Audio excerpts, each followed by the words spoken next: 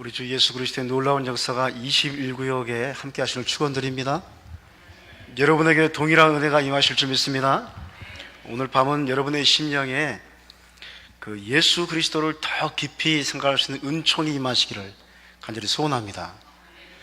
오늘 본문의 말씀은 그 예수 그리스도를 깊이 생각하라 하는 명령의 말씀을 통해서 그것이 우리에게 무엇을 의미하는가에 대해서 분명히 우리에게 설명하기 시작하는 그런 본문의 말씀입니다.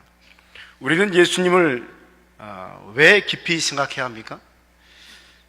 예수님에 대해서 우리가 깊이 생각하면 놀라운 은혜들을 받게 됩니다. 이 은혜가 무엇인지 오늘은 잠시 본문을 통해서 살펴보고자 합니다. 첫째로 보니까 예수 그리스도의 신실하심은 하나님 앞에서 더욱 존귀하게 여기심을 받으심으로 우리에게 나타나게 됩니다.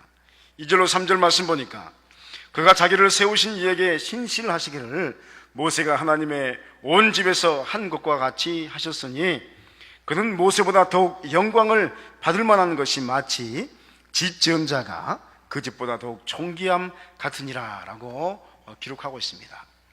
본문은 예수 그리스도의 이 신실하심에 대해서 설명하면서 모세를 대조하면서 설명하기 시작합니다. 모세가 여러분 어떤 사람입니까? 모세는 이스라엘의 가장 위대한 영도자 중에 한 사람이었습니다. 모세는 출애굽할 때에 홍해가 갈라지는 경험을 했던, 자기의 지팡이를 딱 내니까 바람이 불어가지고 홍해가 갈라진 그 놀라운 역사를 또 일으켰고, 물론 하나님께서 일으키셨지만 또 보게 하셨던 이스라엘의 아주 대단한 그런 지도자 중에 한 사람입니다. 그는 시내산에서 하나님의 산에 올라가서 하나님과 40일 밤낮을 있으면서 아무것도 먹지 않고 주인과 독대했고 또 십계명을 직접 돌판에 쓴 것을 받았던 사람입니다. 내려오다가 이제 우상 숭배하는 모습 보고 또 깨트린 사람입니다. 보통 사람이 아니에요. 하나님께서 주신 것도 깨트렸습니다. 그리고 다시 올라갔더니 이제는 돌판을 마련하게 해서 두 번째 돌판 십계명을 받은 사람입니다.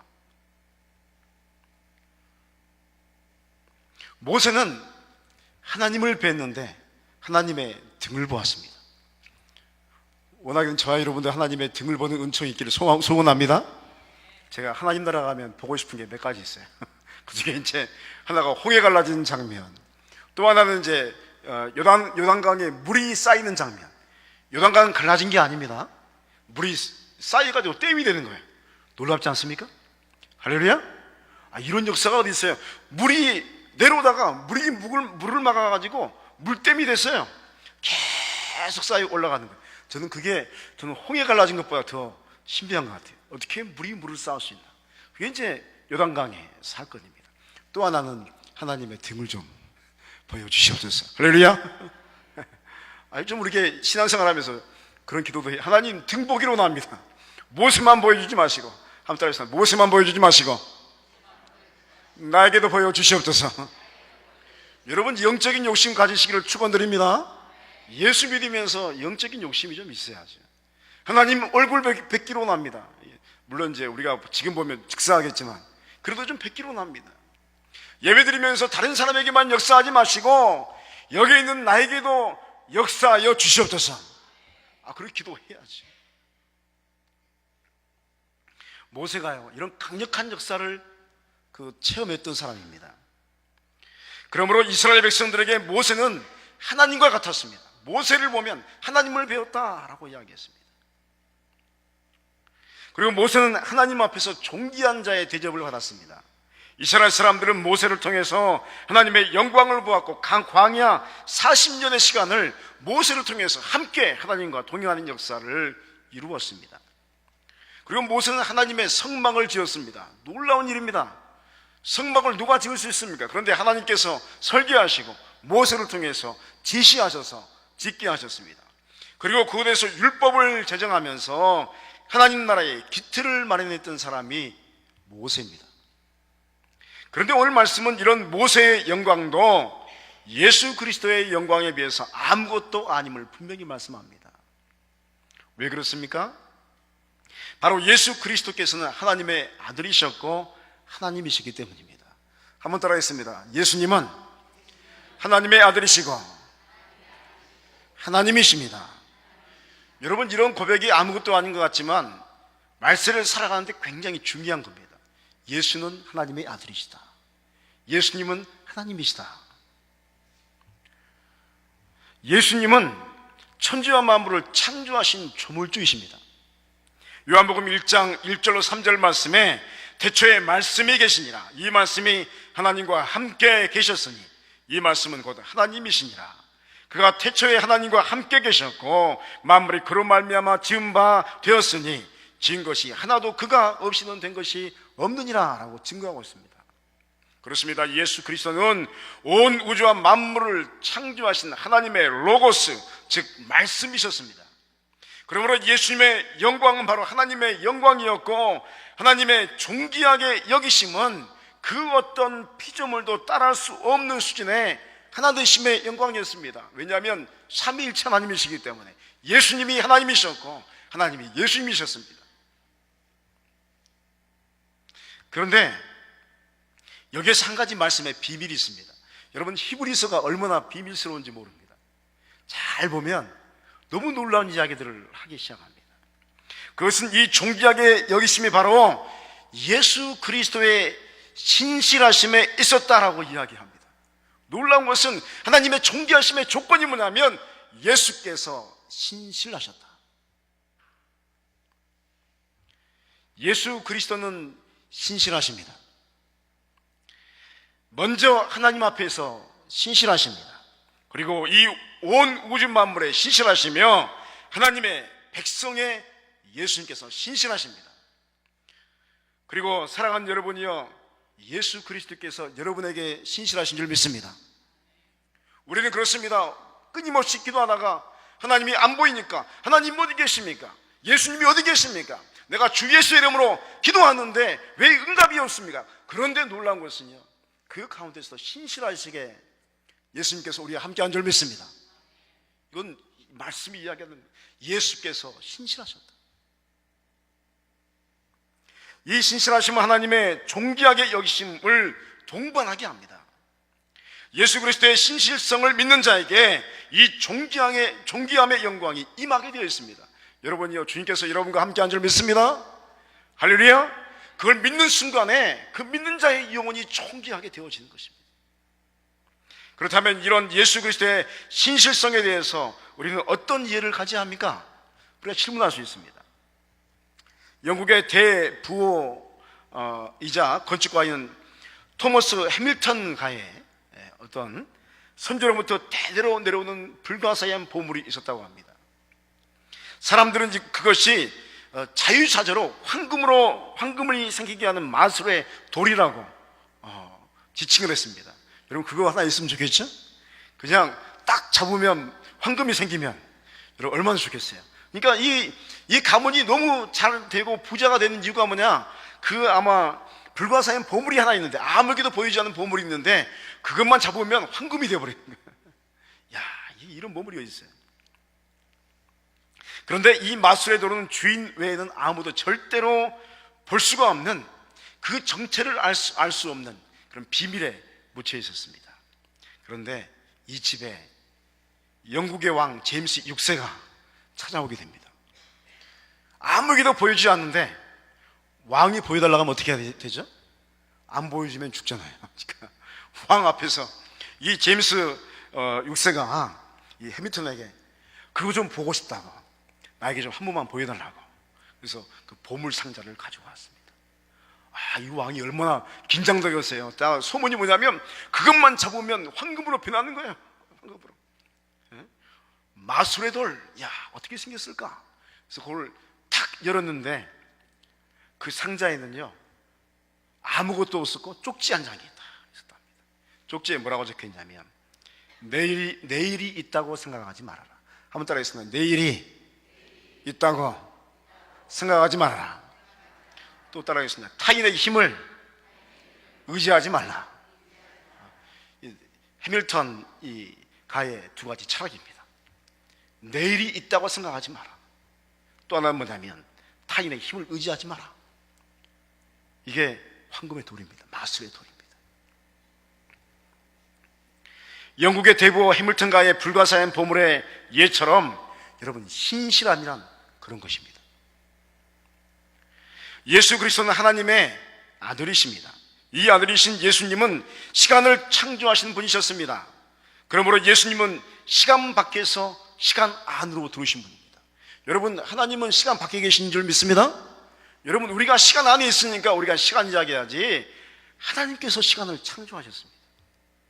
시간은 하나님의 창조 작품 중에 하나입니다. 저와 여러분은 시간 안에 있습니다. 그러므로 예수님은 시간 밖에 계신 분인데, 이 시간 밖을 뭐라고 하죠? 한번 따라하겠습니다. 영원이라고 하는 거예요. 시간 밖을 영원이라고 하는 거예요. 시간 밖에 계신 분이 시간 안으로 들어오셨어요. 놀라운 역사가 일어난 겁니다. 그러므로 예수님의 사역은 한순간을 영원으로 사신 분이다라고 평가합니다. 따라합니다. 예수님은 한순간을 영원으로 사셨다. forever, 영원으로 사는 겁니다. 그러므로 하나님의 신실한 은혜는 여러분 한순간을 영원처럼 내일이 있다고 생각하는 게 아니라 이 순간에 집중하고 바로 이 자리에 집중하고 그 하나님의 일을 행한 것입니다. 여러분, 하나님께서 임재하시면 이 시간이 저와 여러분에게 후딱 지나가죠. 잠시 뒤에 여러분 집에 가셔서 씻고 주무셔야 할 줄 믿습니다. 근데 시간이 후딱 지나가지만 여러분, 이 시간 우리 주님께서 이곳에 임재한 줄 믿습니다. 영혼을 만나는 겁니다.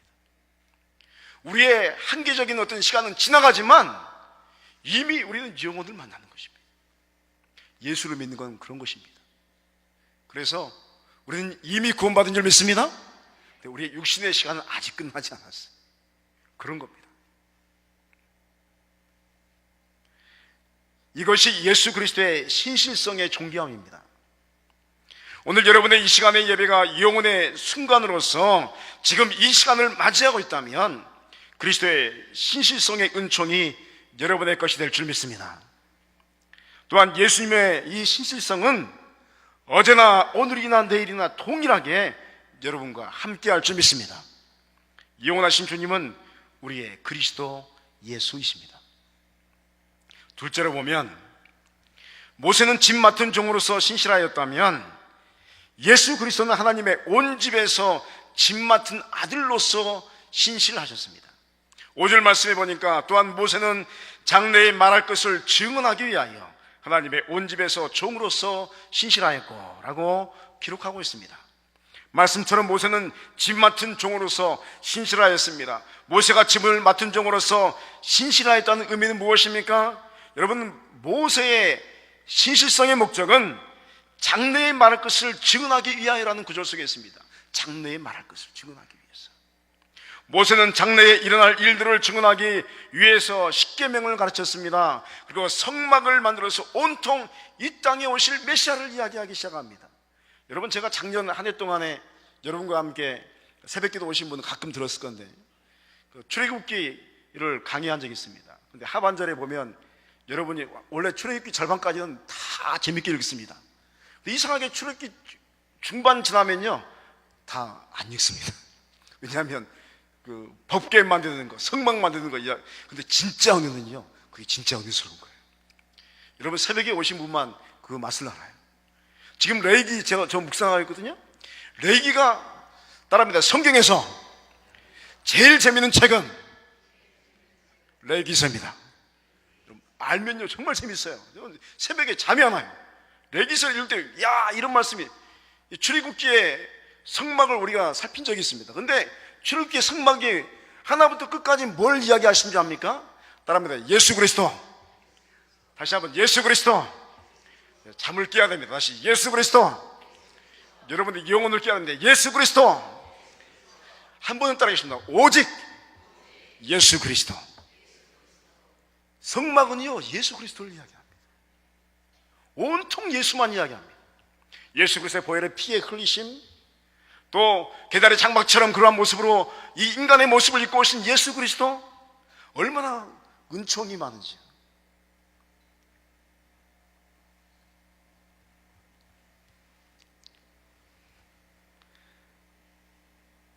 성막을 통해서 메시아를 예표했습니다. 모세는 메시아를 뵀습니다. 계시로서 알았습니다. 그리고 계명, 즉 율법을 통해서 예수 그리스도의 복음을 지향하기 시작했습니다. 그래서 모세는 종으로서 신실했습니다. 그는 최선을 다해서 종으로서의 사명을 감당해 가기 시작했습니다. 그러나 여러분, 예수 그리스도는 어떤 분이십니까?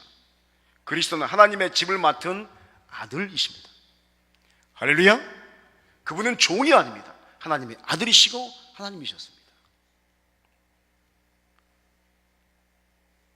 하나님의 집은 예수 그리스도의 소유입니다. 그렇다면 하나님의 집은 무엇입니까? 오늘날 이 교회를 가리킵니다. 그렇다면 여러분, 교회란 무엇입니까? 한스 퀸이라는 신학자가 있습니다. 이 신학자가 교회에 대해서 정의하기를 교회는 의인 겸 죄인이다 라고 말했습니다. 또 한번 따라하겠습니다. 교회는 의인 겸 죄인이다. 이 말을 이제 한스 킹이 이렇게 설명합니다. 즉, 죄인 공동체가 하나님의 사죄 은총에 의해서 성인 공동체가 되는 것이 교회입니다 라고 정의합니다. 이 말을 종합하면 교회는 죄인들의 공동체가 하나님의 아들 예수 그리스도에 의해서 의인의 공동체로 변화되어가는 하나님의 집이다 라고 말하는 것입니다. 다시 말해서 저와 여러분이 교회인 줄 믿습니다. 할렐루야. 여러분을 교회라 하는 거예요. 예수 믿는 사람을 교회라. 그런데 아무나 교회가 아니에요. 거룩하게 변화되어가는 그 사람을 향해서 교회라 합니다. 멈춰있는 게 교회가 아닙니다. 하나님을 향해서 성화되어가고 거룩하여져가고 말씀에 가까이 가는 그 사람을 향해서 교회라 하는 줄 믿습니다. 오늘은 여러분이 교회 되시길 축원드립니다. 진짜 교회 되셔야 됩니다. 예수님께서는 이 교회 공동체를 맡으셨습니다. 그것도 하나님의 아들로서 말입니다. 종으로서는 이 집을 책임질 수 없는 그런 영역에 속합니다. 그래서 모세는 책임질 수 없는 율법의 말씀들을 맡아서 겨우겨우 섬겼습니다. 그러므로 아무도 이 하나님의 백성을 향한 율법을 책임질 수가 없었습니다. 율법은 너무 높았습니다. 그래서 우리는 그 율법에 도달할 수 없었습니다. 우리의 능력과 지혜와 힘으로는 율법의 1.1획도 지킬 수 없었습니다. 너무 고귀한 말씀이었습니다. 그러므로 하나님께서 이 교회를 책임질 수 있는 하나님의 아들을 이 땅에 직접 내려보내셨습니다. 그 역사가 바로 예수 그리스도의 십자가의 역사입니다. 예수 그리스도께서는 교회를 책임지시기 위해서 여러분 십자가를 지셨고, 그리고 십자가 위에서 승리하셨습니다. 부활하셨습니다. 예수님이 당하신 십자가의 처형은 그 당시 로마뿐만 아니라 고대 아프리카, 애굽, 바사, 헬라 등에서 유행했던 가장 처참한, 가장 잔인한 그 형벌 중 하나였습니다. 십자가형은 너무 잔인하고 끔찍하고 아주 치욕스러운 것이기 때문에 일반적으로 로마 시민에게는 결코 행하지 않았던 것이 십자가의 처형입니다. 그래서 여러분, 베드로는 어떻게 순교했죠? 십자가에 거꾸로 매달려 순교했죠? 근데 바울은 어떻게 죽었나요? 목을 베어 죽였어요. 십자가에 달지 않았습니다. 왜냐하면 로마 시민권이 있었기 때문에. 노예나 반란자들, 그리고 극악한 강도들에게 이런 십자가형이 주어졌습니다. 보통 십자가에 달리면 약 3일 정도의 고통을 겪게 되는데, 탈진과 아픔 때문에 최대한의 고통을 느끼고 난 후에 사흘째쯤 절명을 하게 된다 하는 것입니다. 보통 사흘을 이렇게 매달려 있는 거죠. 고통과 탈진이 너무나 심할 경우에는 자비를 베풀어주는 방법으로 다리를 부러뜨리거나 아니면 창으로 찔러서 죽여서 죽음을 재촉하는 것이 십자가에서의 자비 중에 하나였습니다. 차라리 찔러 죽이는 게 자비였어요.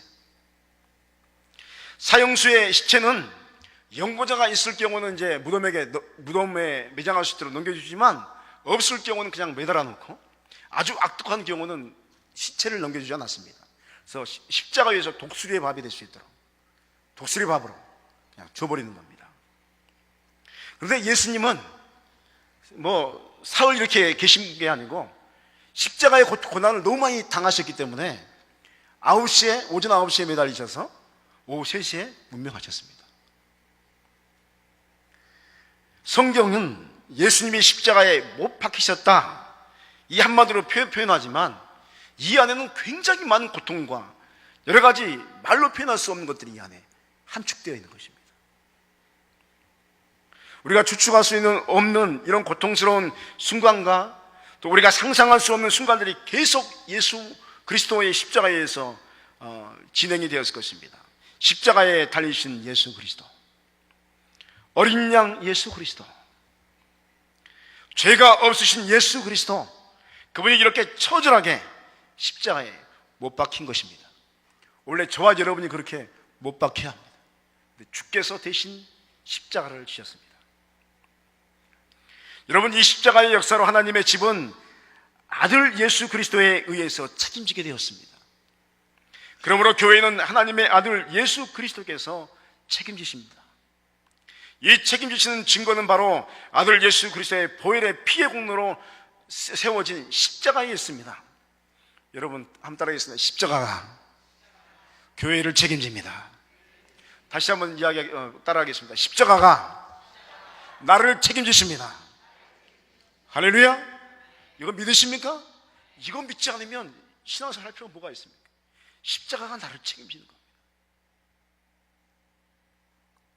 여러분의 심령에 십자가의 은총이 믿음으로써 믿어진다면 여러분이 바로 예수 그리스도에 속한 교회된 줄 믿습니다. 이 은총의 역사에 십자가에 대한 믿음으로써 참여하시기를 간절히 소원합니다. 세 번째로 보면, 놀라운 사실은 이 하나님의 집은 바로 성도를 의미합니다. 단 하나님의 집이 되는 조건이 있는데 그것은 소망의 확신과 자랑을 끝까지 붙잡는 것에 있습니다. 우리 6절 말씀 보니까요, 그리스도는 하나님의 집을 맡은 아들로서 그와 같이 하셨으니 우리가 소망의 확신과 자랑을 끝까지 굳게 잡고 있으면 우리는 그의 집이라고 기록하고 있습니다.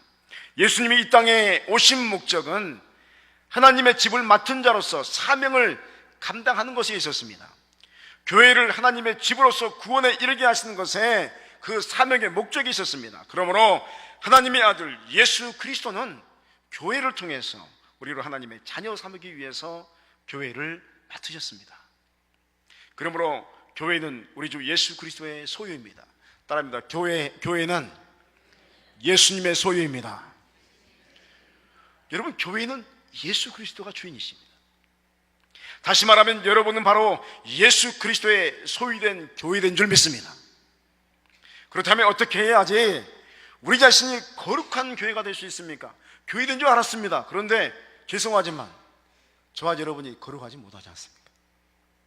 죄송합니다. 여러분은 거룩한데 이 목사 보니까 거룩하지 못해요. 우리 자신의 모습이 교회인데 매일매일 범죄하고 매일매일 쓰러지고 매일매일 엎어지고 어느 때는 하나님을 부인하고 하나님이 살아계십니까?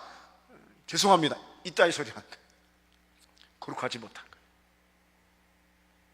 그러면 어떻게 거룩한 교회가 될 수 있습니까? 그것은 오늘 설교의 제목처럼 예수님을 깊이 생각하는 것이 있습니다. 매 순간 예수를 깊이 생각하는 것입니다. 예수님을 깊이 생각하면 우리는 자연스럽게 소망의 확신과 자랑을 끝까지 굳게 찾게 됩니다. 그렇습니다. 우리가 믿음으로써 소망과 확신과 자랑을 굳게 잡으면 우리는 교회가 되어지고 하나님의 소유된 백성이 되어지는 것입니다. 그렇다면 여러분, 소망의 확신과 자랑은 무엇입니까? 예수 그리스도의 십자가의 역사에 인생의 모든 소망을 두는 것이고 이 구원의 역사에 확신을 갖는 것입니다. 그리고 그것을 끊임없이 자랑하는 것입니다. 헤르만 헤세의 작품 중에 한 가지 소원이라는 글이 있습니다. 한 아이가 태어났는데 어떤 노인이 나타나서 아기 엄마에게 아기를 위한 소원을 물었습니다. 그랬더니 아기 엄마가 소원을 이야기합니다. 이 아이가 자라면서 세상 모든 사람에게 사랑받는 사람이 되게 해주십시오. 그랬더니 언제나 이런 이야기는 축복을 해주잖아요. 그래서 축복을 해줍니다. 그랬더니 이 아이가 자라면서 사랑을 듬뿍 받습니다. 그런데 이 아이가 자라면서요, 사랑을 받을 줄만 알았지 사랑을 줄 줄 모르는 거예요. 받기만 하는 겁니다. 그래서 받기만 하면 어떻게 되죠? 한번 따라하겠습니다. 교만한 사람이 됩니다. 받기만 하면요, 배가 불러 터지는 거예요. 아주 교만해지는 겁니다. 그러다가 어느 날 우연히 노인을 다시 이 아이의 어머니, 이제 성장했지만 만납니다. 이 어머니가 그 노인을 붙잡고 간곡히 소원을 말합니다. 제게 한 가지 소원이 있습니다. 제발 부탁합니다. 제 아이가 사랑받기보다는 사랑을 줄 아는 사람이 되게 해주십시오. 오늘 따라하겠습니다. 사랑받기보다 사랑을 주는 사람이 행복합니다. 받기만 하면 그게 무슨 줘야지 재미있죠. 줘야지. 여러분, 예수 그리스도를 우리가 깊이 생각하면 우리는 소망이 생겨나게 됩니다. 예수 그리스도를 깊이 생각하면 우리 안에 믿음의 확신이 생겨나게 됩니다. 그리고 은혜를 받게 됩니다. 우리 안에, 야, 내가 사랑받는 사람이구나. 야, 하나님이 나를 이렇게 사랑하셨구나. 예수 아들을 찢어 죽일 정도로 나를 사랑하시고 나를 아들 삼으시고 자녀 삼으셨구나. 할렐루야. 그게 우리를 향한 하나님의 사랑입니다. 근데 놀라운 것은요, 예수를 더 깊이 생각하면요, 예수를 자랑하게 되어 있습니다. 다른 사람이 영혼을 향하여서 예수 그리스도의 사랑을 주게 되어 있습니다. 여러분이 그런 사람 되시길 소원합니다. 예수의 사랑을 증거하게 되어 있습니다. 예수님이 나를 이렇게 사랑하셨어요.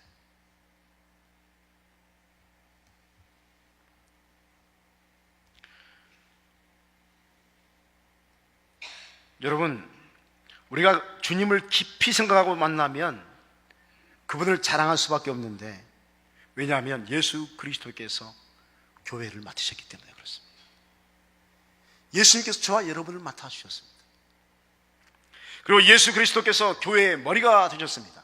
교회의 머리는 여러분의 머리가 된다는 뜻입니다. 또한 예수 그리스도께서 교회된 우리 자신이 되셨기 때문입니다. 여러분, 우리는 예수 그리스도 안에서 놀라운 것은 우리의 생명이 예수 안에 있음을 발견하게 됩니다. 말씀이 그렇게 이야기합니다. 하나님의 형상이 예수 안에 있는 줄 믿습니다. 저와 여러분이 회복되어야 할 하나님의 형상이 예수 안에 있는 거예요. 그러므로 우리는 예수 그리스도 안에서 우리 자신의 생명의 구원을 확신하게 되고 구원의 소망을 갖게 되고 이 사실을 끊임없이 자랑하면서 그리스도의 사랑을 베풀어주게 되어 있습니다. 여러분의 구원자 예수 그리스도를 매 순간 더욱더 깊이 생각하시기 바랍니다. 주님의 교회를 향하신 은총이 여러분의 것이 될 줄 믿습니다.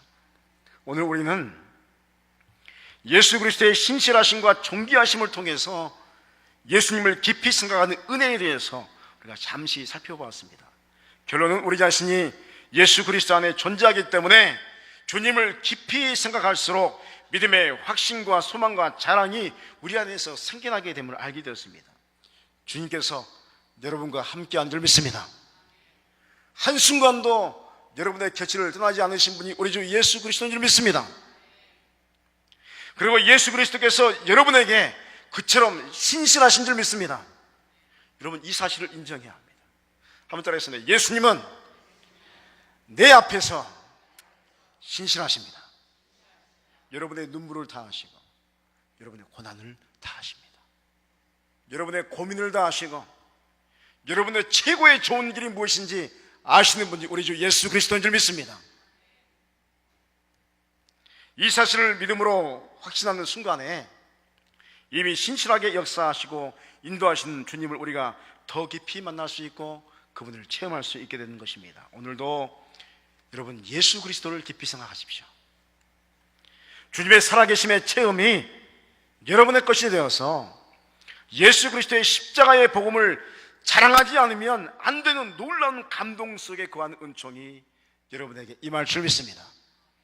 이 축복이 여러분 것 되시기를 주의 이름으로 축원드립니다. 기도하시겠습니다.